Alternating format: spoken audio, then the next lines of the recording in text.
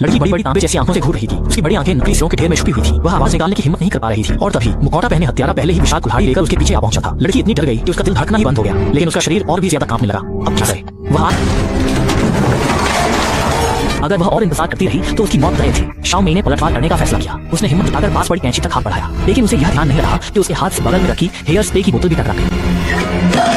अब तो सब कुछ खत्म हो गया। अगर वह आदमी उसे फिर से पकड़ लेता है तो अंजाम की कल्पना भी नहीं की जा सकती। इसमें कोई शक नहीं कि यह फिल्म हॉस्टल के निर्देशक की नई कृति है। उसने फिल्म की हर एक आकर्षक लड़की के लिए अनोखे और चौंकाने वाले मरने के तरीके रचे हैं, जिन्हें देखकर लोग दंग रह जाते हैं। हैन मौके पर शाओ मेई ने स्प्रे दबाकर भूत को अंधा कर दिया। वह पागलों की तरह दौड़ पड़ी और राक्षस के चंगुल से बच निकली। लेकिन शाओ मेई की सहेली शाओ लांग इतनी खुशकिस्मत नहीं थी। वह अपने बॉयफ्रेंड के साथ जिम में रोमांचक करने आई थी, पर यह ट्रैम्पोलिन उनके लिए कब्रगाह बन गया। ठीक उसी वक्त जब शाओ लांग पूरे जोश में अपनी हॉट डांस परफॉर्मेंस दिखा रही थी, हाँ, उसके बॉयफ्रेंड का सिर भूत ने 180 डिग्री घुमा दिया। अब वह कभी अपनी आंखों की प्यास नहीं बुझा पाएगा और बेखबर लड़की उछलती हुई और ऊंचा जाती रही।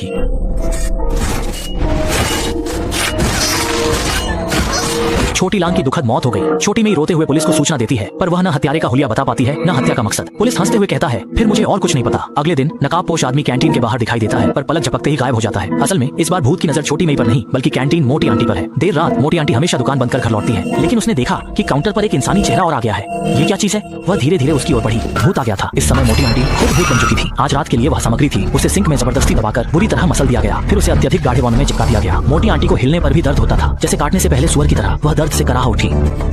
उसने अमानवीय दर्द सहते हुए खींचा और तेजी से सेफ रूम में छुप गया। लेकिन जैसे ही पुलिस को फोन करने की सोची, उसे पता चला कि बिना त्वचा वाली उंगलियों से फोन अनलॉक नहीं हो सकता और फटे चेहरे से फेस आईडी भी काम नहीं कर रही थी। वह निराश हो गया, लेकिन जब उसने सीसीटीवी देखा तो पाया कि दरवाजे के बाहर खड़ा भूत अचानक गायब हो गया है। वह जल्दी से अपना बैग लेकर चुपचाप भागने लगा, लेकिन उसे बैग में रखी कार की चाबी नहीं मिली। उसे अंदाजा नहीं था कि चाबी भूत ने ले ली थी।